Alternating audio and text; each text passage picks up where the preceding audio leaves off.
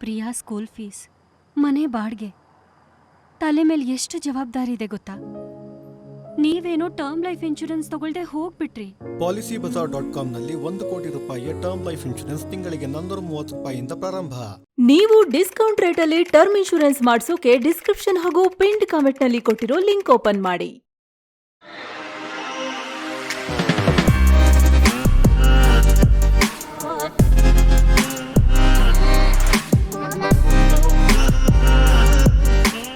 Hi friends, ದಿನದ ಎಲ್ಲ ಪ್ರಮುಖ ಸುದ್ದಿಯನ್ನ ನಿಮಗೆ ತಲುಪಿಸುವ mastmaga.com ಫುಲ್ ನ್ಯೂಸ್ಗೆ ಸ್ವಾಗತ. ನಾನು ಅಮರ್ ಪ್ರಸಾದ್.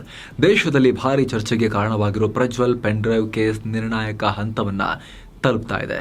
ಫಾರಿನ್ನಲ್ಲಿದ್ದ ಪ್ರಜ್ವಲ್ ಮೇ 31ನೇ ತಾರೀಕು ರಾಜ್ಯಕ್ಕೆ ಆಗಮಿಸ್ತಾ ಇದ್ದು, ಈ ವಿಡಿಯೋ ರೆಕಾರ್ಡ್ ಆಗುವಷ್ಟರಲ್ಲಿ ಆಲ್ರೆಡಿ ಫ್ಲೈಟ್ ಅನ್ನ ಹತ್ತಿಯಾಗಿದೆ, ಪ್ರಯಾಣ ಶುರು ಮಾಡಿ ಆಗಿದೆ ಅನ್ನೋ ಮಾಹಿತಿ ಲಭ್ಯ ಆಗ್ತಾ ಇದೆ. ಗುರುವಾರ ಮಧ್ಯಾಹ್ನ 3:30ಕ್ಕೆ ಜರ್ಮನಿಯ ಮ್ಯೂನಿಕ್ ಏರ್ಪೋರ್ಟ್ನಿಂದ ಪ್ರಯಾಣ ಬೆಳೆಸಿದ್ದು, ಶುಕ್ರವಾರ ಬೆಳಗಿನ ಜಾವ ಅಂದರೆ ಈ ವಿಡಿಯೋ ರೆಕಾರ್ಡ್ ಆಗ್ತಿರೋ ಈ ದಿನದ ಮಿಡ್ ನೈಟ್ ನಂತರ 12:30ಕ್ಕೆ ಬೆಂಗಳೂರು ಏರ್ಪೋರ್ಟ್ಗೆ ರೀಚ್ ಆಗ್ತಾ ಇದ್ದಾರೆ ಅಂತ ಗೊತ್ತಾಗಿದೆ. 2 ಟ್ರಾಲಿ ಬ್ಯಾಗ್ಗಳ ಸಮೇತ ಪ್ರಜ್ವಲ್ ಫ್ಲೈಟ್ ಹತ್ತಿದ್ದಾರೆ ಅನ್ನೋ ಮಾಹಿತಿ ಬರ್ತಾ ಇದೆ. ಅಷ್ಟೇ ಅಲ್ಲ, ಪ್ರಜ್ವಲ್ ಬರ್ತಿದ್ದ ಹಾಗೆ ಏರ್ಪೋರ್ಟ್ನಲ್ಲೇ ಅವ್ರನ್ನ ಮಧ್ಯರಾತ್ರಿ ಹಿಡಿದು ಗಾಡಿಲಿ ಹಾಕೊಂಡ್ಬರಕ್ಕೆ SIT ಪ್ಲಾನ್ ಮಾಡಿಕೊಂಡಿದೆ. ಆರೋಪಿ ಬಂಧನಕ್ಕೆ ಬೆಂಗಳೂರು ಏರ್ಪೋರ್ಟ್ನಲ್ಲಿ SITಯ 2 ಟೀಮ್ಗಳು ಠಿಕಾಣಿ ಹೂಡಿವೆ ಅನ್ನೋ ಮಾಹಿತಿ ಲಭ್ಯ ಆಗ್ತಾ ಇದೆ. ಏನೋ ಕಡೆ ಪ್ರಜ್ವಲ್ರನ್ನ ಬಂಧಿಸಬೇಕು ಅಂತ ಪ್ರಜ್ವಲ್ರ ಸ್ವಕ್ಷೇತ್ರ ಹಾಸನದಲ್ಲಿ ಒಂದಷ್ಟು ಜನ ಬೃಹತ್ ಪ್ರತಿಭಟನೆ ಮಾಡಿದ್ದಾರೆ. ಹಾಸನ ಚಲೋ ಹೆಸರಲ್ಲಿ ಪ್ರತಿಭಟನೆಯಾಗಿದ್ದು, ರಾಜ್ಯದ 113 ವಿವಿಧ ಸಂಘಟನೆಗಳ ಸುಮಾರು 10,000 ಕಾರ್ಯಕರ್ತರು ಭಾಗಿಯಾಗಿದ್ದಾರೆ. ಹಾಸನದ ಹೇಮಾವತಿ ಪ್ರತಿಮೆಯ ಬಳಿಯಿಂದ ಮೆರವಣಿಗೆ ಶುರು ಮಾಡಿ ಜಿಲ್ಲಾಧಿಕಾರಿ ಕಚೇರಿವರೆಗೆ ಪ್ರಜ್ವಲ್ ವಿರುದ್ಧ ಘೋಷಣೆ ಕೂಗಿ ಪ್ರತಿಭಟನಾಕಾರರು ಆಕ್ರೋಶ ಹೊರಹಾಕಿದ್ದಾರೆ.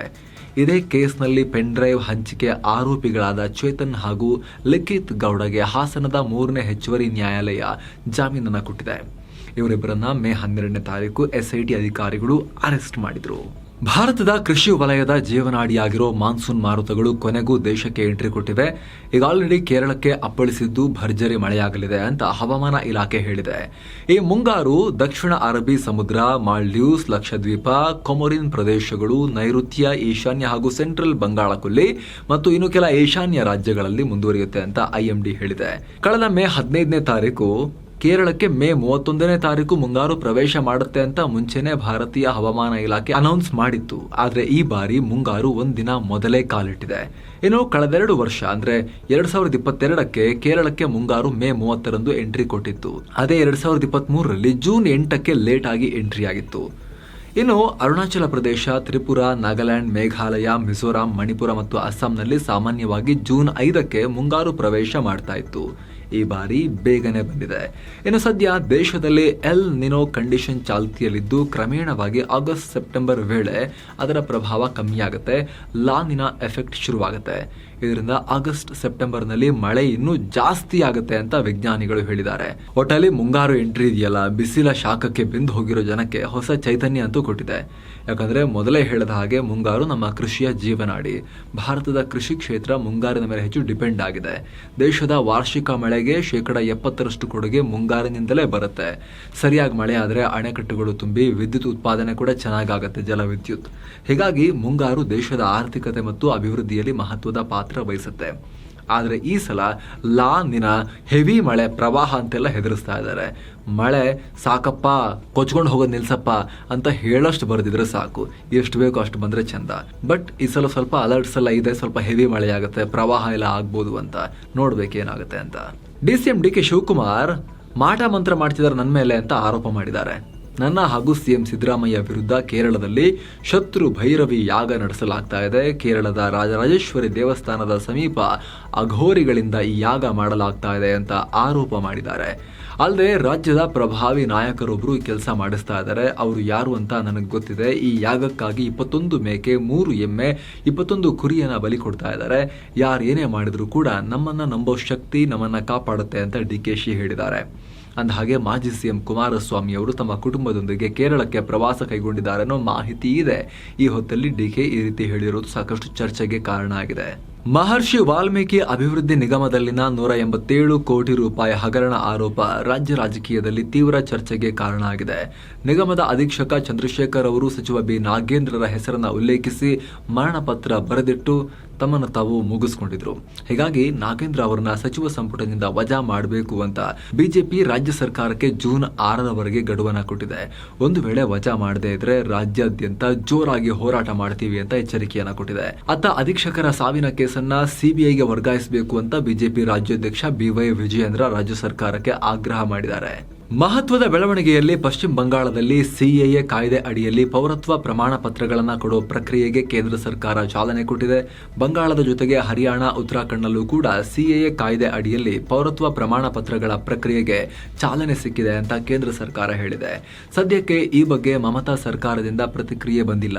ಯಾಕಂದ್ರೆ ಸಿಎಎ ಜಾರಿ ಮಾಡೋಕೆ ಬಿಡಲ್ಲ ಅಂತ ಅವರು ಈ ಮುಂಚಿನಿಂದ ಹೇಳ್ಕೊಂಡೇ ಬರ್ತಿದ್ದಾರೆ. ಸೊ ಈಗ ಕೇಂದ್ರ ಸರ್ಕಾರದ ನಡೆ ತೀವ್ರ ಕುತೂಹಲಕ್ಕೆ ಕಾರಣ ಆಗಿದೆ. 2019ರಲ್ಲಿ ಸಂಸತ್ನಲ್ಲಿ ಪಾಸ್ ಆಗಿದ್ದ ಈ ಬಿಲ್ ಅನ್ನ 2024ರ ಮಾರ್ಚ್ 11ನೇ ತಾರೀಕು ಕೇಂದ್ರ ಸರ್ಕಾರ ಜಾರಿಗೊಳಿಸಿತ್ತು. ಅಲ್ಲದೆ ಮೇ 15ನೇ ತಾರೀಕು 14 ವಿದೇಶಿಗರಿಗೆ ಭಾರತದ ಪೌರತ್ವವನ್ನು ಕೊಟ್ಟು ಈ ಕಾಯ್ದೆಗೆ ಅಧಿಕೃತ ಚಾಲನೆ ಕೂಡ ಕೊಡಲಾಗಿತ್ತು. ಈಗ ಪಶ್ಚಿಮ ಬಂಗಾಳ ಸೇರಿದಂತೆ ಹಲವು ರಾಜ್ಯಗಳಲ್ಲೂ ಕಾಯ್ದೆಗೆ ಚಾಲನೆ ಸಿಕ್ಕಿದೆ. ಪಂಜಾಬ್ನಲ್ಲಿ ಈ ಬಾರಿಯ ಲೋಕಸಭಾ ಚುನಾವಣಾ ಪ್ರಚಾರದ ಅಂತಿಮ ಹಂತದಲ್ಲಿ ಅಂತಿಮ ರ್ಯಾಲಿ ಮಾಡಿರೋ ಪಿಎಂ ಮೋದಿ ತಮ್ಮ ಕೊನೆಯ ಭಾಷಣದಲ್ಲೂ ಕೂಡ ಮೀಸಲಾತಿ ವಿಚಾರವನ್ನ ಉಲ್ಲೇಖ ಮಾಡಿದ್ದಾರೆ. ಇವತ್ತು ಸಂವಿಧಾನ ಅಪಾಯದಲ್ಲಿದೆ, ಬಿಜೆಪಿಯವ್ರು 400 ಸೀಟ್ ಕೇಳ್ತಾ ಇರೋದೇ ಈ ಸಂವಿಧಾನ ಬದಲಾವಣೆ ಮಾಡಕ್ಕೆ ಅಂತೆಲ್ಲ ಆರೋಪಗಳನ್ನ ಮಾಡ್ತಾ ಇದ್ದಾರೆ. SC ST OBC ಮೀಸಲಾತಿಯನ್ನು ತೆಗೆದು ಹಾಕ್ತಾರೆ ಅಂತ ಕಾಂಗ್ರೆಸ್ ಮತ್ತು INDIA ಕೂಟದವರು ಆರೋಪ ಮಾಡ್ತಿದ್ದಾರೆ. ಆದರೆ ಕಾಂಗ್ರೆಸ್ ಈಗ ವಾಸ್ತವವಾಗಿ ಎಲ್ಲರ ಮೀಸಲಾತಿಗಳನ್ನು ಕಿತ್ಕೊಂಡು SC ST OBC ಮೀಸಲಾತಿಗಳನ್ನು ಕಿತ್ಕೊಂಡು ಅವ್ರ ಪಾಲಲ್ಲಿ ಮುಸ್ಲಿಮರಿಗೆ ಹಂಚೋ ಕೆಲಸವನ್ನ ಮಾಡ್ತಾ ಇದೆ. ಧರ್ಮದ ಆಧಾರದಲ್ಲಿ ಮೀಸಲಾತಿ ಕೊಡೋದನ್ನ ಸಂವಿಧಾನದ ಕರ್ತೃಗಳೇ ಅಂಬೇಡ್ಕರ್ ಹಾಗೂ ಅಂದಿನ ಎಲ್ಲ ನಾಯಕರು ವಿರೋಧಿಸಿದ್ರು. ಕಾಂಗ್ರೆಸ್ ಈಗ ಧರ್ಮದ ಆಧಾರದಲ್ಲಿ ದೇಶವನ್ನ ಇಬ್ಬಾಗ ಮಾಡೋಕೆ ಹೊರಟಿದೆ. ಧರ್ಮದ ಆಧಾರದಲ್ಲಿ ಮೀಸಲಾತಿ ಕೊಡೋಕೆ ಹೊರಟಿದೆ. ನಾನಿರೋ ತನಕ ಅದನ್ನ ಆಗಕ್ಕೆ ಬಿಡೋದಿಲ್ಲ. ನಾವು ಸಂವಿಧಾನವನ್ನ ಕಾಪಾಡೋರು, ಸಂವಿಧಾನದ ಆಶಯದಲ್ಲೇ ನಾವು ಮೀಸಲಾತಿ ಕೊಡ್ತೀವಿ. ಯಾವುದೇ ಕಾರಣಕ್ಕೂ ಧರ್ಮದ ಆಧಾರದಲ್ಲಿ ಕೊಡಲ್ಲ. SC ST OBC ಪಾಲನ್ನ ನಾವು ಬೇರೆಯವ್ರಿಗೆ ಕೊಡಕ್ಕೆ ಬಿಡಲ್ಲ ಅಂತ ಮೋದಿ ಕಾಂಗ್ರೆಸ್ ವಿರುದ್ಧ ಗುಡುಗಿದ್ದಾರೆ. ನಿಮ್ಗೆ ಗೊತ್ತಿರ್ಬೋದು, ಈ ಎಲೆಕ್ಷನ್ ಕ್ಯಾಂಪೇನ್ ಉದ್ದಕ್ಕೂ ಇದೇ ವಿಚಾರದಲ್ಲಿ ಬಿಜೆಪಿಯ ಕ್ಯಾಂಪೇನ್ ನಡೆದಿದೆ.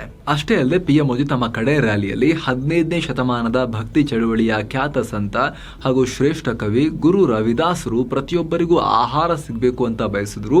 ಅವರ ಆಶಯದಂತೆ ಆಡಳಿತ ನಡೆಸಿ ಬಡವರಿಗೆ ಉಚಿತ ಆಹಾರ ಮತ್ತು ಆಯುಷ್ಮಾನ್ ಯೋಜನೆ ಅಡಿಯಲ್ಲಿ ಉಚಿತ ಚಿಕಿತ್ಸೆಯನ್ನು ಒದಗಿಸ್ತಾ ಇದ್ದೀವಿ. ನಮ್ಮ ಆಡಳಿತದಲ್ಲಿ ಬಡವರಿಗೆ ಗ್ಯಾಸ್, ವಿದ್ಯುತ್ ಸಂಪರ್ಕ ಸಿಕ್ಕಿದೆ. ಇವೆಲ್ಲ ಸ್ಕೀಮ್ಗಳು ಬಡವರಿಗೆ ಗೌರವದಿಂದ ಬದುಕೋಕೆ ಹಕ್ಕನ್ನ ಕೊಟ್ಟಿದೆ ಅಂತ PM ಮೋದಿ ಹೇಳಿದ್ದಾರೆ. ಆದರೆ ಇನ್ನೊಂದು ಕಡೆ ಮಾಜಿ ಪ್ರಧಾನಿ ಮನಮೋಹನ್ ಸಿಂಗ್ ಮೋದಿ ವಿರುದ್ಧ ಟೀಕೆ ಮಾಡಿದ್ದಾರೆ. ಪ್ರಧಾನಿ ನರೇಂದ್ರ ಮೋದಿ ಅವರು ನಿರ್ದಿಷ್ಟ ಸಮುದಾಯವನ್ನ ಗುರಿಯಾಗಿಸಿಕೊಂಡು ದ್ವೇಷ ಮತ್ತು ಅಸಂಸದೀಯ ಭಾಷಣ ನೀಡಿ ಪ್ರಧಾನಿ ಹುದ್ದೆಯ ಘನತೆಯನ್ನ ಕಮ್ಮಿ ಮಾಡಿದ್ದಾರೆ ಅಂತ ಮನಮೋಹನ್ ಸಿಂಗ್ ಟೀಕೆ ಮಾಡಿದ್ದಾರೆ. ಜೊತೆಗೆ ನನ್ನ ಮೇಲೂ ಕೂಡ ಕೆಲ ತಪ್ಪು ಆರೋಪಗಳನ್ನು ಮಾಡಿದ್ದಾರೆ. ನಾನು ನನ್ನ ಇಡೀ ಜೀವನದಲ್ಲಿ ಯಾವುದೇ ಒಂದು ಸಮುದಾಯವನ್ನ ಪ್ರತ್ಯೇಕಿಸಿಲ್ಲ.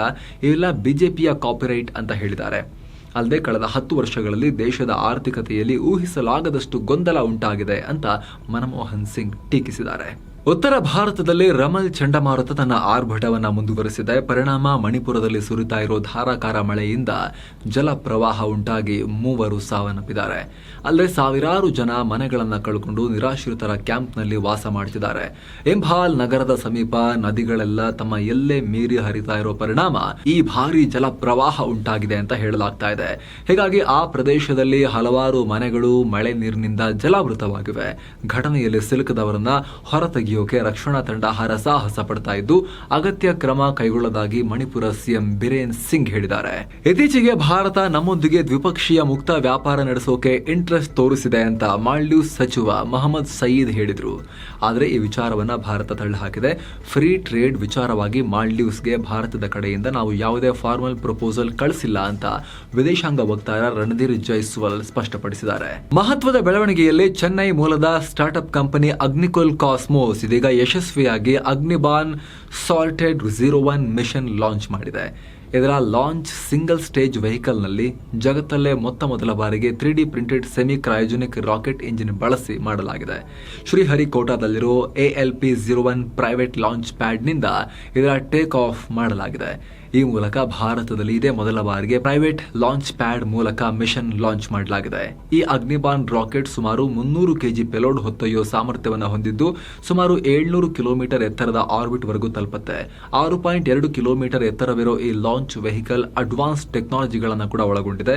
ಅಂದಹಾಗೆ ಈ ರಾಕೆಟ್ ಹೇಗೆ ಲಾಂಚ್ ಆಗುತ್ತೆ ಮತ್ತು ಹೇಗೆ ಅದು ಕೆಲಸ ಮಾಡುತ್ತೆ ಅಂತ ಟೆಸ್ಟ್ ಮಾಡೋದು, ದೇಸಿ ಟೆಕ್ನಾಲಜಿಯನ್ನ ಪ್ರದರ್ಶನ ಮಾಡೋದು ಮಿಷನ್ನ ಪ್ರಮುಖ ಉದ್ದೇಶವಾಗಿತ್ತು. ಅಗ್ನಿಕುಲ್ ಕಾಸ್ಮೋಸ್ನ ಈ ಯಶಸ್ವಿ ಲಾಂಚ್ಗೆ ಪಿಎಂ ನರೇಂದ್ರ ಮೋದಿ ಶ್ಲಾಘಿಸಿದ್ದಾರೆ. ಖುದ್ದು ಇಸ್ರೋ ಕೂಡ ಪ್ರಶಂಸೆ ವ್ಯಕ್ತಪಡಿಸಿ ಇದೊಂದು ದೊಡ್ಡ ಮೈಲಿಗಲ್ಲು ಅಂತ ಹೇಳಿದೆ.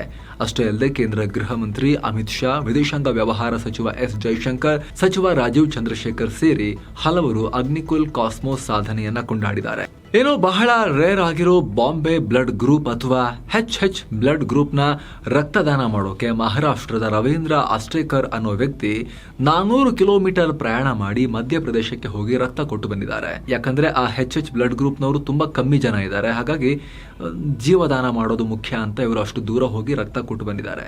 ಭಾರತದ ವಿಮಾ ದೈತ್ಯ LIC ಕಂಪನಿಯ ಒಟ್ಟು ಆಸ್ತಿಯಲ್ಲಿ ಗಮನಾರ್ಹ ಏರಿಕೆಯಾಗಿದೆ. ಇದು ಪಾಕಿಸ್ತಾನದ ಒಟ್ಟಾರೆ GDPಗಿಂತ 2 ಪಟ್ಟು ಹೆಚ್ಚು ಅಂತ ಅಂದಾಜು ಮಾಡಲಾಗಿದೆ. 2024ರ ಆರ್ಥಿಕ ವರ್ಷ ಅಂದ್ರೆ ಮಾರ್ಚ್ ಕೊನೆವರೆಗೆ LICಯ ಆಸ್ತಿ 51.21 ಲಕ್ಷ ಕೋಟಿ ರೂಪಾಯಿ ಇದೆ ಅಂತ ಖುದ್ದು LIC ಪ್ರಕಟಣೆ ಹೊರಡಿಸಿದೆ.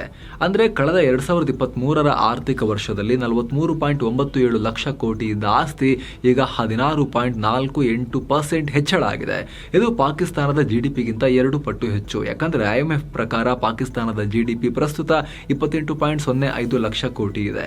ಅಷ್ಟೇ ಅಲ್ಲ, ನೆರೆಯ ಪಾಕಿಸ್ತಾನ, ನೇಪಾಳ ಹಾಗೂ ಶ್ರೀಲಂಕಾ ಈ 3 ದೇಶಗಳ ಒಟ್ಟು GDPಗಿಂತಲೂ LICಯ ಆಸ್ತಿ ಜಾಸ್ತಿ ಇದೆ ಅಂತ ಕೂಡ ಗೊತ್ತಾಗಿದೆ.